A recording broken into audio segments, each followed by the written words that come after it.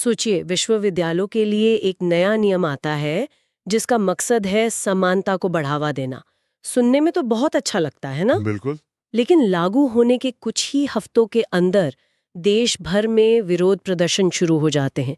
एक बड़े राजनीतिक दल के छात्र विंग के अध्यक्ष इस्तीफा दे देते हैं और मामला इतना गर्मा जाता है कि आखिरकार देश की सबसे बड़ी अदालत को उस पर रोक लगानी पड़ती है। सवाल यही है कि समानता लाने वाले नियमों में आखिर ऐसा क्या था जो समाज को बांटने वाला लगा। आज हम इसी गुत्थी को सुलझाने की कोशिश करेंगे। हमारे पास जो स्रोत हैं, कई समाचार लेख, एक्सप्लेनर और एक विस्तृत नीति विश्लेषण, वो हमें यूनिवर्सिटी ग्रांट्स कमीशन यानी यूजीसी के हायर एजुकेशन संस्थानों में समानता को बढ़ावा देने वाले विनियम 2026 की कहानी बताते हैं। और हमारा मकसद सिर्फ ये जानना नहीं है कि क्या हुआ। नहीं, बिल्कुल नहीं। हमें ये समझना है कि ये नियम क्यों बने, विवाद की जड़ क्या थी और सुप्रीम कोर्ट के दखल का भारत के छात्रों और विश्वविद्यालयों के भविष्य के लिए क्या मतलब है। तो चलिए शुरू से शुरू करते हैं। ये नियम आसमान से तो नहीं टपके होंगे, इनकी कोई पृष्ठभूमि होगी। बिल्कुल, और ये समझना बहुत जरूरी है। इन नियमों की जड़ें 2019 में सुप्रीम कोर्ट में दायर एक जनहित याचिका में हैं, और ये कोई आम याचिका नहीं थी। अच्छा, इसे दो छात्रों, रोहित वेमुला और पायल तड़वी की माताओं ने दायर किया था।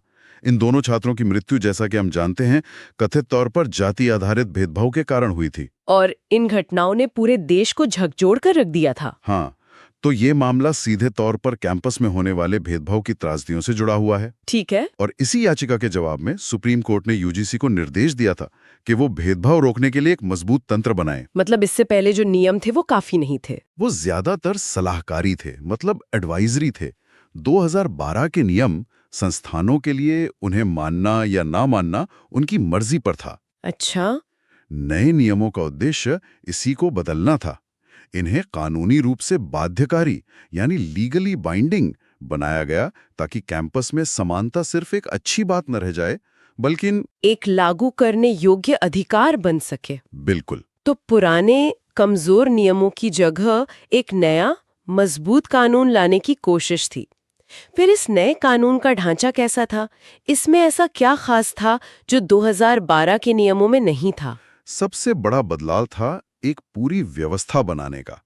हर संस्थान में एक समान अवसर केंद्र या इक्वल अपॉर्चुनिटी सेंटर और एक इक्विटी कमेटी बनाना अनिवार्य कर दिया गया था। ठीक है, मतलब जहां छात्र शिकायत कर सके। हाँ, ये वो जगहें थीं जहां छात्र अपनी शिकायतें दर्ज करा सकते थे। ये तो ठीक है, एक शिकायत निवारण प्रणाली।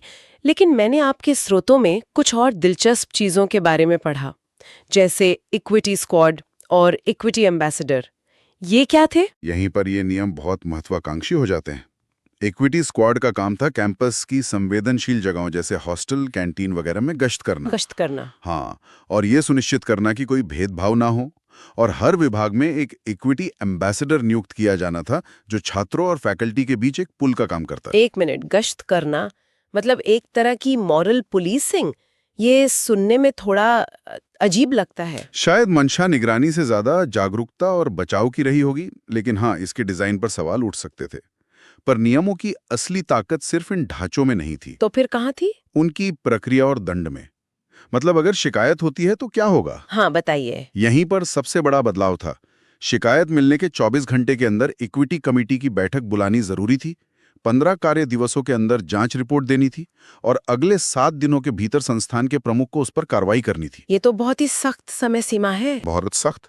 और अगर कोई यूनिवर्सिटी इन नियमों को नहीं मानती तो सजा बहुत गंभीर थी। जैसे कि यूजीसी उस संस्थान को अपनी योजनाओं और अनुदान से बाहर कर सकती थी, उनकी डिग्री देने की शक्ति पर रोक लगा सकती थी और यहां तक कि उस संस्थान की मान्यता भी रद्द कर सकती थी। बाप रे, ये तो किसी भी संस्थान के लिए एक अस्तित्व का संकट पैदा कर सकता है। बिल्कुल, ये पहली बार था कि नियमों को लागू करने के लिए इतनी सख्ती बरती गई थी। तो एक तरफ एक मजबूत ढांचा और दूसरी तरफ उसे ना मानने पर बेहद कड़े दंड। आप सोचेंगे कि विवाद शायद इसी सख्ती को लेकर हुआ होगा कि ये नियम बहुत ज्यादा कड़े हैं। हाँ, पहली नजर में ऐसा ही लगता है, लेकिन हैरानी की बात है कि असली विवाद इस पर नहीं हुआ। तो फिर किस पर हुआ? विवाद की जड़ कहीं और थी। एक परिभाषा में, रेगुलेशन 31C, इस एक छोटे से क्लॉज ने पूरे देश में आग लगा दी। ऐसा क्या था इसमें? इसके अनुसार जाति आधारित भेदभाव का मतलब केवल अनुसूचित जाति यानी SC, अनुसूचित जनजाति यानी एसटी और अन्य पिछड़ा वर्ग यानी ओबीसी के सदस्यों के खिलाफ होने वाला भेदभाव था। एक मिनट, मैं इसे ठीक से समझना चाहती हूँ। इसका मतलब ये हुआ कि अगर कोई सामान्य श्रेणी का छात्र जाति के आधार पर भेदभाव का आरोप लगाता तो इस नियम के तहत वो पीड़ित नहीं माना जाता। बिल्कुल सही। और यहीं से सारा विरोध शुरू हुआ। अच्छा। याचिकाकर्ताओं और प्रदर्शनकारियों का तर्क था कि ये परिभाषा सामान्य या अनारक्षित श्रेणी के छात्रों को जाति आधारित उत्पीड़न से कोई संस्थागत सुरक्षा नहीं देती। उनका कहना था कि ये पीड़ितों का एक पदानुक्रम बना रहा है। मतलब कुछ लोगों की पीड़ा को कानूनी मान्यता दी गई है और दूसरों की नहीं। सही बात है। और स्रोतों में एक और बात का जिक्र है जो इस आग में घी का काम कर रही थी। वो क्या थी? झूठी शिकायतों के बारे में। नियमों के शुरुआती ड्राफ्ट में झूठी या दुर्भावनापूर्ण शिकायतों के लिए दंड का प्रावधान था, लेकिन अंतिम नियमों में से हटा दिया गया। ओहो, तो अब स्थिति ये थी, एक तरफ भेदभाव की एक बहुत ही संकीर्ण परिभाषा और दूसरी तरफ झूठी शिकायत दर्ज करने पर कोई सजा नहीं। इन दोनों ने मिलकर एक विस्फोटक मिश्रण तैयार कर दिया। मैं सोच सकती हूँ कि इससे कैसी स्थिति बन सकती है। क्या अदालत में इसका कोई ठोस उदाहरण दिया गया?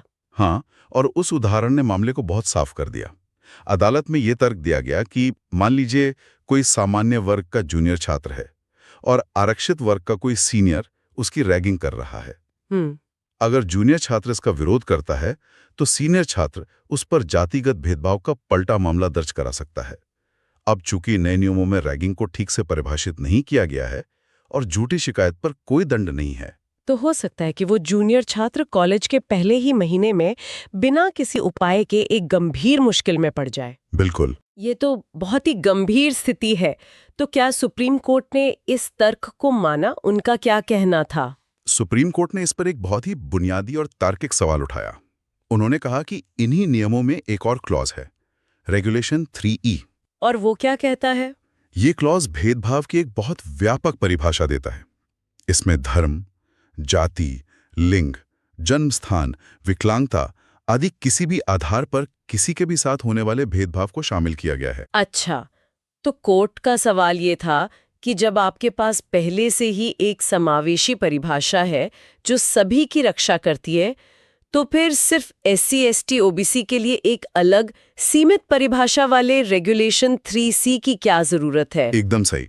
ये तो अपनी ही नीति के विरोधाभासी है। हाँ। अदालत को ये दोहरापन और इसके दुरुपयोग की आशंका बहुत स्पष्ट रूप से दिखाई दी और फिर 29 जनवरी 2026 को सुप्रीम कोर्ट ने इन नियमों पर पूरी तरह से रोक लगा दी। और अदालत के जजों की टिप्पणियां भी काफी तीखी थी, जैसा कि स्रोतों में बताया गया है। बहुत तीखी। भारत के मुख्य न्यायाधीश जस्टिस सूर्यकांत ने कहा कि इन नियमों के बहुत व्यापक परिणाम हो सकते हैं और ये समाज को विभाजित कर सकते हैं। उन्होंने नियमों की भाषा को अस्पष्ट और दुरुपयोग की आशंका वाला बताया। ये किसी भी कानून के लिए बहुत कड़ी आलोचना है। और बेंच के दूसरे जज जस्टिस जॉयमाल्या बागची ने भी एक गहरी चिंता जाहिर की थी। उन्होंने गैर प्रतिगमन के सिद्धांत का जिक्र किया था। इसका क्या मतलब है? ये कानूनी सिद्धांत है जिसका मतलब है कि कानून को हमेशा प्रगतिशील होना चाहिए, पीछे की ओर नहीं जाना चाहिए। जस्टिस बागची का सवाल था कि क्या ये नए नियम 2012 के ज्यादा समावेशी नियमों से एक कदम पीछे हैं? और फिर उन्होंने एक बहुत शक्तिशाली चेतावनी दी। हाँ, उन्होंने कहा कि हमें ऐसी स्थिति में नहीं जाना चाहिए जहां अमेरिका की तरह अलग अलग स्कूल हों, जहां श्वेत और अश्वेत बच्चे अलग अलग पढ़ते थे। जब कोई जज किसी भारतीय कानून की तुलना अमेरिका के नस्लीय अलगाव से करे तो ये सिर्फ एक कानूनी टिप्पणी नहीं है, ये एक बहुत गंभीर नैतिक चेतावनी है। बिल्कुल। अदालत ने साफ कहा कि भारत की एकता शिक्षण संस्थानों में दिखनी चाहिए। उनका मानना था कि ये नियम छात्रों को अलग अलग समूहों में बांट सकते हैं। तो अब स्थिति ये है कि 2026 के नियमों पर रोक लगी हुई है, 2012 के पुराने नियम ही लागू है। और अदालत ने सरकार से इस मुद्दे पर गहराई से विचार करने के लिए प्रख्यात न्यायविदों की एक समिति बनाने को कहा है। तो पहली नजर में ये कहानी एक अच्छे इरादे से बनाए गए लेकिन बुरी तरह से लिखे गए कानून की लगती है, लेकिन हमारे स्रोतों में एक और नजरिया भी है जो इस पूरी कहानी को एक अलग ही रोशनी में दिखाता है। हाँ, और ये नजरिया पूर्वी यूजीसी सदस्य योगेंद्र यादव का है। उनका तर्क है कि ये जो पूरा विरोध प्रदर्शन हुआ, ये स्वाभाविक नहीं था। वो इसे निर्मित असहमति यानी मैन्युफैक्चर्ड डिसेंट कहते हैं। निर्मित असहमति, मतलब ये विरोध जानबूझकर खड़ा किया गया था, ये तो एक बहुत बड़ा आरोप है। उनके तर्क का आधार यह है कि यूजीसी ने ये नियम अपनी मर्जी से नहीं बनाए। उन्हें सुप्रीम कोर्ट ने ऐसा करने का निर्देश दिया था। सरकार और यूजीसी के पास 2012 के ढांचे को सख्त करने के अलावा कोई चारा नहीं था। अच्छा। यादव एक बहुत दिलचस्प विरोधाभास की ओर इशारा करते हैं। जिन समूहों ने इन नियमों का सबसे ज्यादा विरोध किया वो वैचारिक रूप से सरकार के करीब माने जाते हैं। तो एक तरह से सरकार के समर्थक ही सरकार की एक मजबूरी की आलोचना कर रहे थे। क्या वो ये कह रहे हैं कि ये एक तरह का राजनीतिक नाटक था? विश्लेषण इसी ओर इशारा करता है। ये एक जटिल राजनीतिक खेल हो सकता है, लेकिन यादव एक और सूक्ष्म बिंदु उठाते हैं जो इस पूरी बहस में लगभग खो गया है। वो क्या है? और वो ये है कि कुछ मायनों में ये नए 2026 के नियम 2012 के नियमों से भी ज्यादा कमजोर थे। कमजोर?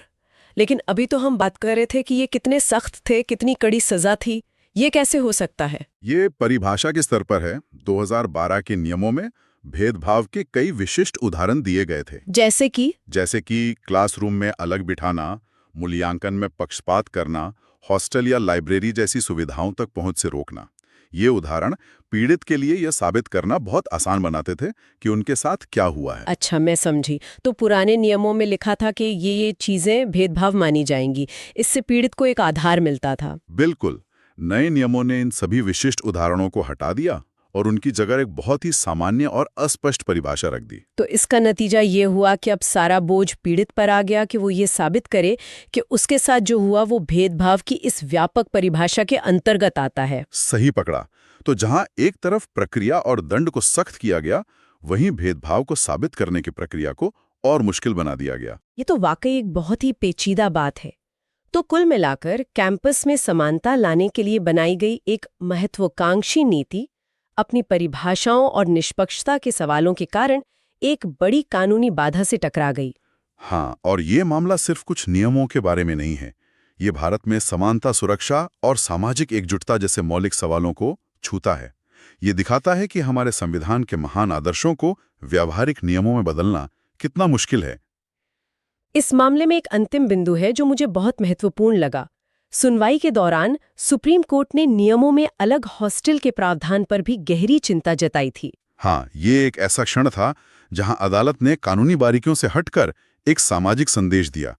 मुख्य न्यायाधीश ने कहा, भगवान के लिए ऐसा मत कीजिए, हम सब हॉस्टल में एक साथ रहे हैं, हमें एक जाति विहीन समाज बनाने की दिशा में आगे बढ़ना चाहिए। ये बहुत शक्तिशाली बयान है। ये दिखाता है कि अदालत की चिंता सिर्फ कानून के दुरुपयोग को लेकर नहीं थी, बल्कि समाज के ताने बाने को लेकर भी थी। और यहीं पर यह चर्चा हमारे लिए एक महत्वपूर्ण सवाल छोड़ जाती है। किसी विशेष समूह को ऐतिहासिक भेदभाव से बचाने के नेक प्रयास में हम ये कैसे सुनिश्चित कर सकते हैं कि हम अनजाने में समाज में नई दीवारें खड़ी ना कर दें?